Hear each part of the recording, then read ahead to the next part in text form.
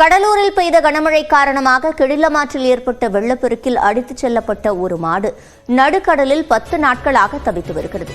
இதுகுறித்த கூடுதல் தகவல்களை நமது செய்தியாளர் பிரேமிடம் கேட்கலாம். பிரேம், இதற்காக என்ன நடவடிக்கை எடுக்கப்பட்டிருக்கிறது?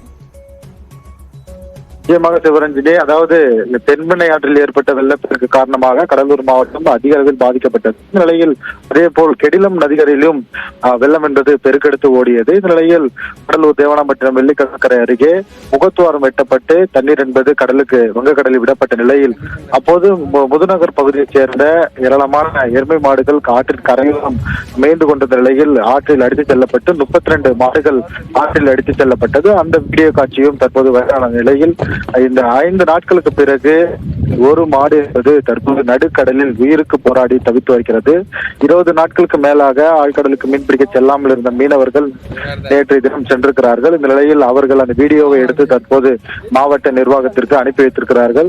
பெரிய படகுகள் மூலியமாக தான் அந்த மாடுகளை காப்பாற்ற முடியும். எனவே மாவட்ட நிர்வாகம் உடனடியாக அந்த உயிருக்கு போராடி கரையிலிருந்து நடுக்கடலில் 9 நாட்டிகள் மைல் தொலைவில் இருக்கக்கூடிய மாடை காப்பாற்ற வேண்டும் என தற்போது மாவட்ட நிர்வாகத்துக்கு கோரிக்கை வைத்திருக்கிறார்கள்.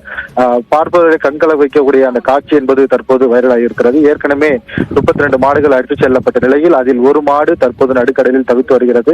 இந்த நிலையில் கடலூர் மாவட்டத்தில் மத்திய குழு வருகை தந்திருப்பதால் மாவட்ட நிர்வாகம் உடனடியாக அந்த மாடை மீட்பதற்கான அனைத்து நடவடிக்கை மேற்கொள்ள வேண்டும் என தீயணைப்புத்துறை தற்போது தகவல் கொடுத்திருக்கிறார்கள்.